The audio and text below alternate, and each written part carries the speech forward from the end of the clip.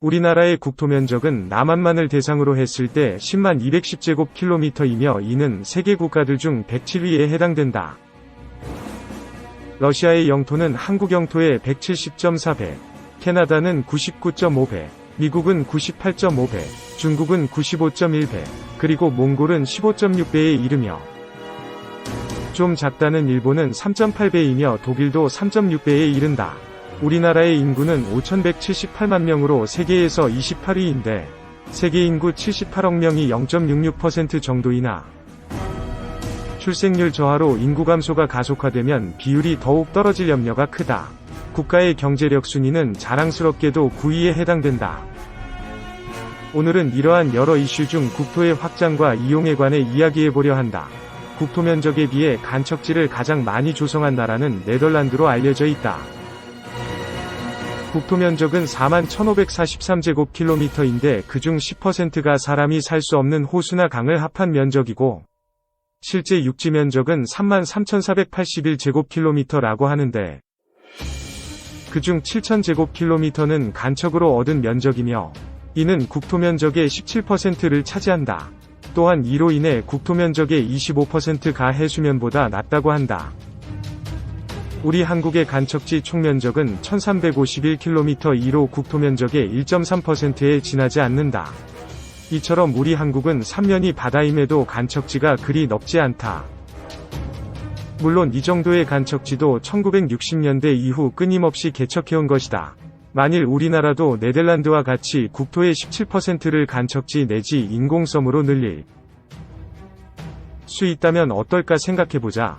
요즘 정부가 울릉도와 독도 사이 해수면 450m 아래에 안용복 해산, 안용복 시마운트를 이용한 인공섬 개발을 언급하고 있는데 이는 울릉도 독도 및 인근 해역의 주거확보 면에서 그리고 국토방위 면에서도 매우 중요한 사업이지만 이와 달리 근해의 간척지 내지 인공섬들은 산업용지, 농업용지, 주거단지 등의 개발용지 확보를 위해서도 매우 중요하다고 생각되며 이러한 사업이 시행될 만한 곳이 근해에 매우 많다고 생각된다.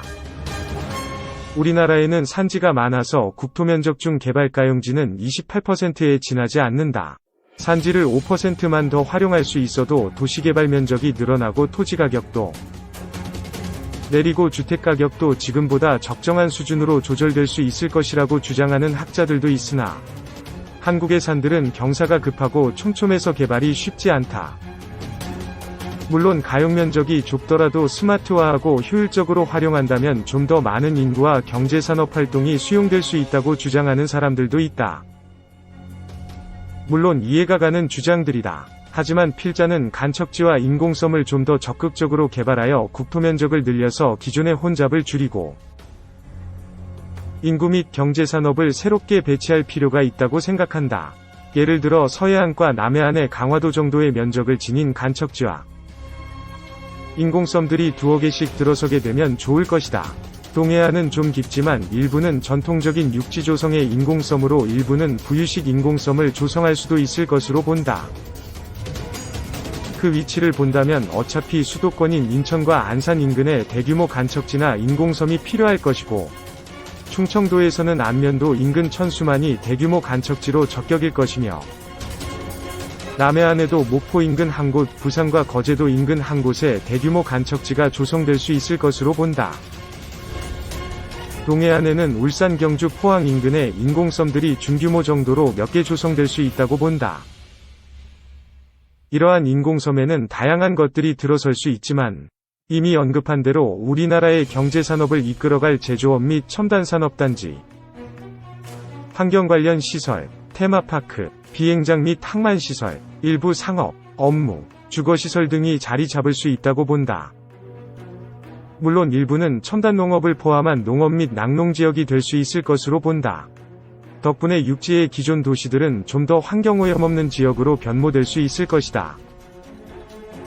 우리나라는 경제산업이 발전하고 요즘 들어 문화적으로도 군사적으로도 첨단산업 면에서도 많은 발전을 하고 있고 세계적으로 크게 홍보가 되고 있다.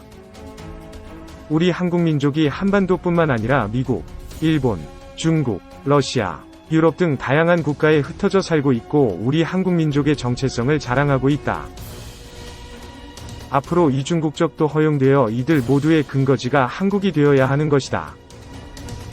또한 우리 한국이 발전함에 따라 많은 외국인들이 공부하러, 견학 및 관광하러, 혹은 일자리를 구하러 많이 몰려올 것이다.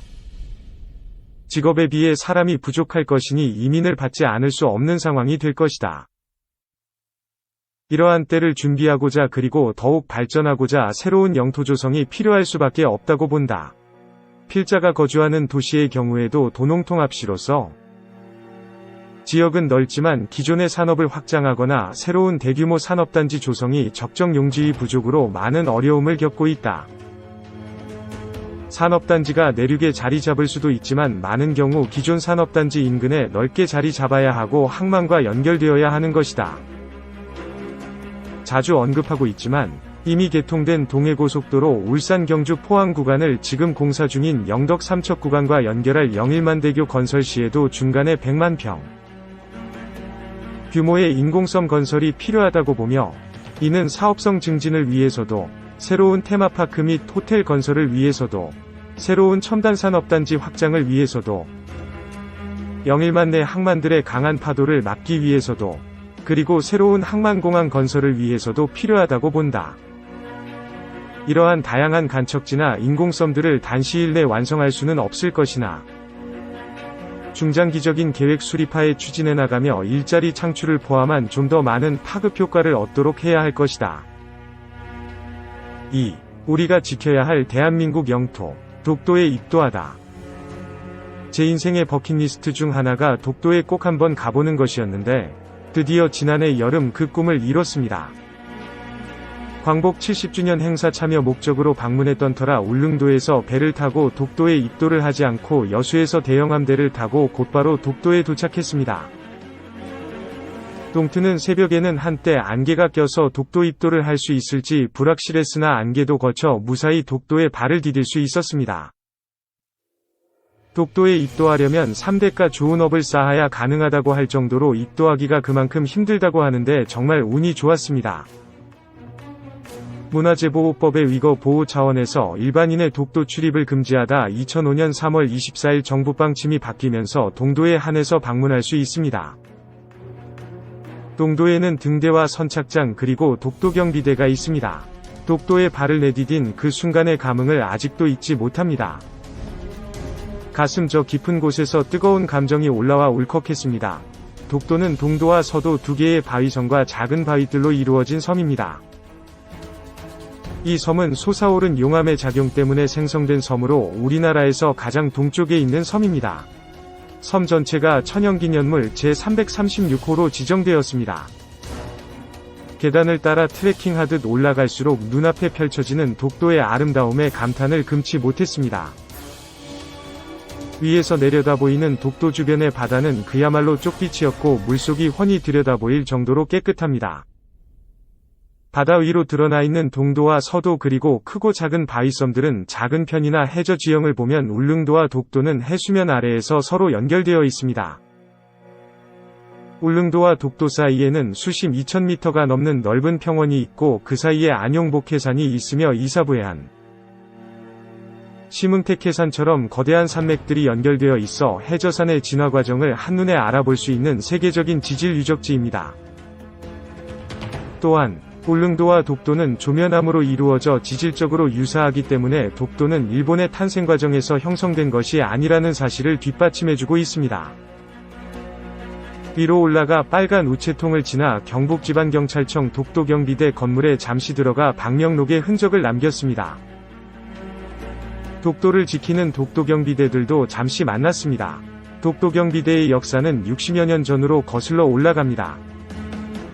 한국전쟁이 한창이던 시설 나라가 혼란한 틈을 타서 일본 정부는 독도를 빼앗으려고 일본 어부들을 독도로 보냈습니다.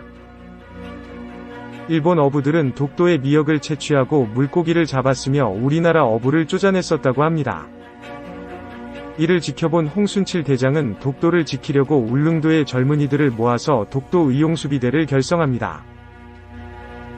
그 독도 의용수비대가 효시가 되어 현재 독도경비대로 이어져 여전히 독도를 지키고 있는 것입니다.